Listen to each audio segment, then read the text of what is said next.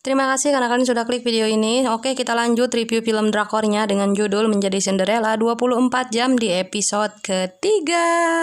Di saat Juwon akan mencium Yoon Seo, pada saat itulah Yoon Seo pun langsung mendorong Juwon dan Juwon pun bertanya sama Yoon Seo, Yoon Seo, kenapa kamu tengah dorong aku? Emangnya aku nggak boleh ya nyium kamu? Ya iyalah, kamu teh nggak boleh nyium aku. Kita kan udah putus. Bisa-bisanya kamu teh mau nyium aku. Emangnya aku cewek apakah? Tanpa disangka pada saat itu si Juwon pun bukannya menerima penjelasannya si Yoon Seo, tetapi justru dia teh malah tantrum dan berteriak di depan semua orang dengan mengatakan, Yoon Seo, aku sudah memberikan jiwa dan ragaku untukmu, tapi kenapa kamu teh malah ninggalin aku? Bukan hanya itu saja, dalam keadaan mabuk parah, Juwon juga mengatakan, Yoon Seo, kenapa kamu harus menerima uang dari ibuku dan pergi meninggalkan aku, Yoon Seo? Karena kelakuannya si Juwon itulah mau tidak mau mereka berdua harus menjadi bahan tontonan orang-orang yang ada di sana. Dan pada saat itu si Yoon Seo yang masih dalam keadaan sadar pun sangat merasa malu karena hal itu. Kenapa demikian? Karena pada saat itu orang-orang yang menonton mereka semuanya berpihak ke si Juwon dan nyalahin si Yoon Seo. Tega banget ya ceweknya, padahal cowoknya udah baik, ngasih jiwa dan raga, tapi dia malah nerima sogokan duit dari ibunya si cowok untuk ninggalin si cowok. Jadi semua orang yang menonton mereka itu semuanya menyalahkan si Yoon Seo dan membela si Juwon. Sampai-sampai si Yoon Seo ini ngomong ke si Juwon, udah Juwon, mulut kamu teh diem, Juwon, diem. Singkat cerita, di keesokan paginya terlihat kakaknya Juwon pun membangunkan Juwon dan dia pun langsung menanyakan, Juwon, kamu tadi malam teh dari mana? Habis abok ya kamu? Jangan bilang kamu teh aboknya sama si Yoon Seo. Memangnya kenapa kalau aku abok sama si Yoon Seo? Masalah buat lo. Juwon, bukannya begitu, tapi saat kita abok, kita akan sangat terlihat jelek dan kita juga akan sangat terlihat konyol. Bahkan seluruh isi hati kita pun bisa kita keluarkan dengan begitu saja. Maka dari itu usahakan kamu jangan abok di depan Yoon Seo.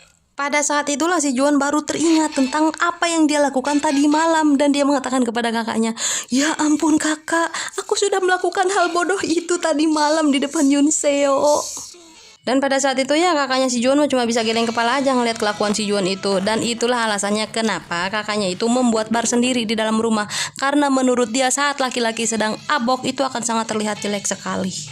Singkat cerita lagi, di keesokan harinya ketika si Yoon Seo ini akan bekerja ke kantor, pada saat itu dia pun sangat berharap dia tidak akan pernah bertemu dengan Juwon.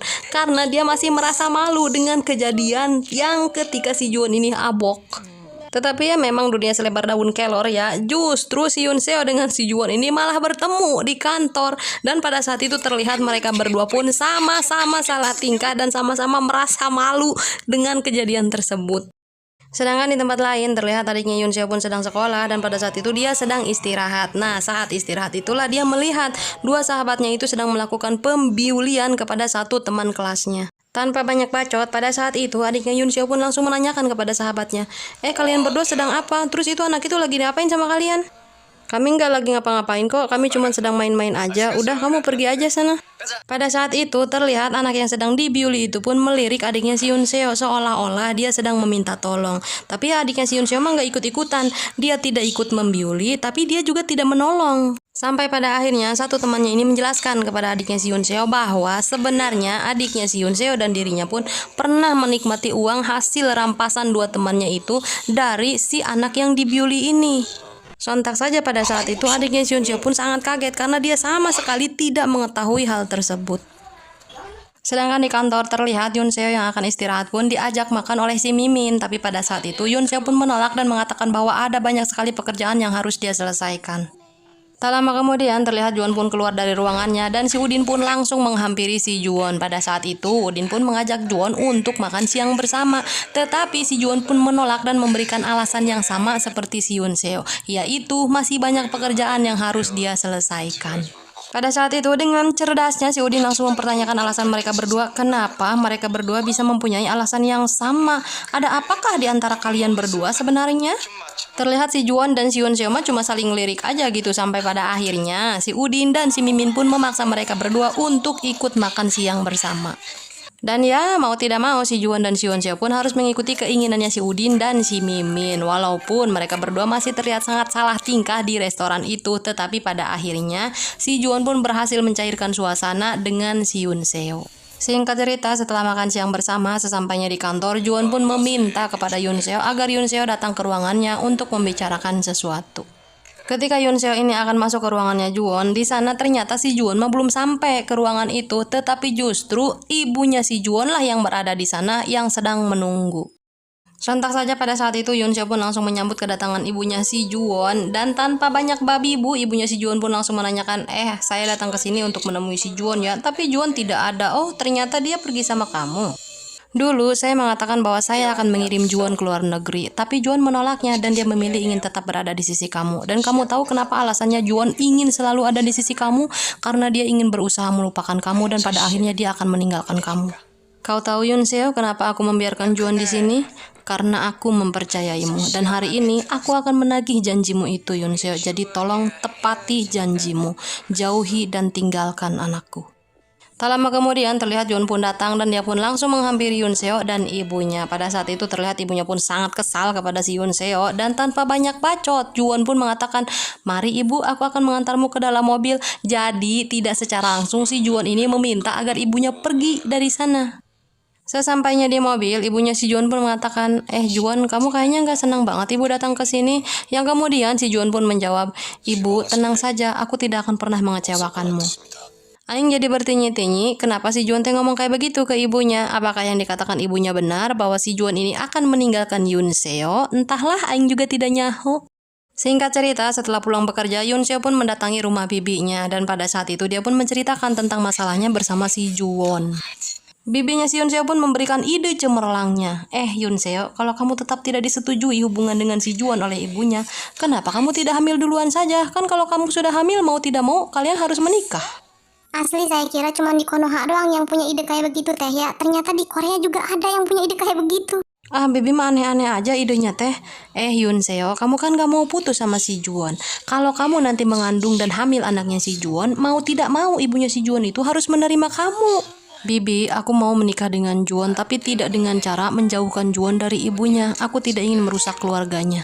Tak lama kemudian terlihat Yoon Seo pun ditelepon oleh seseorang dan ternyata orang tersebut adalah wali kelas adiknya di sekolah. Dan pada saat itu Yoon Seo pun diminta agar segera datang ke sekolah.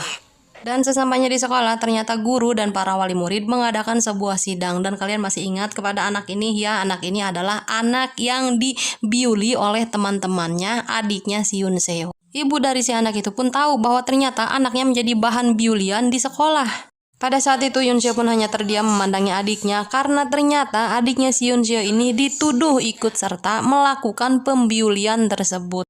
Sedangkan para orang tua si pelaku pembiulian ini pun mengajukan beberapa uang kepada si orang tua korban agar kasus ini ditutup dan tidak dibawa ke persidangan sekolah.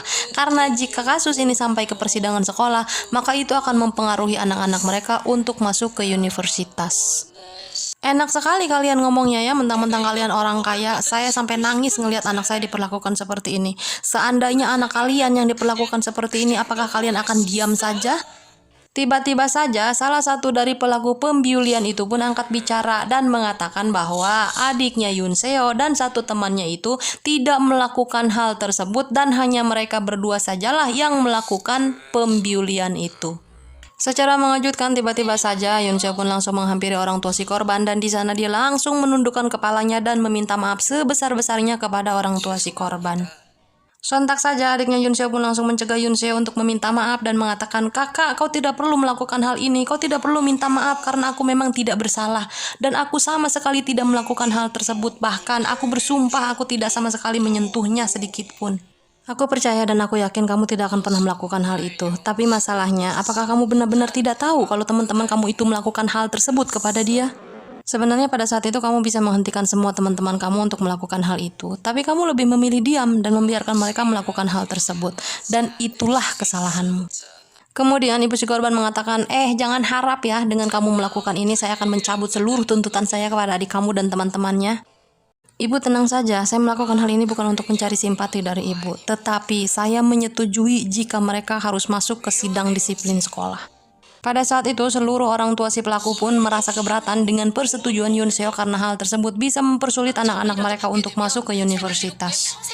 Salah satu si pelaku pun terus meyakinkan Yoon Seo bahwa adiknya memang benar-benar tidak terlibat hal itu karena hanya mereka berdua sajalah yang melakukan hal itu. Dan jika adiknya Yoon Seo sampai masuk ke persidangan sekolah, itu sangat tidak adil untuknya.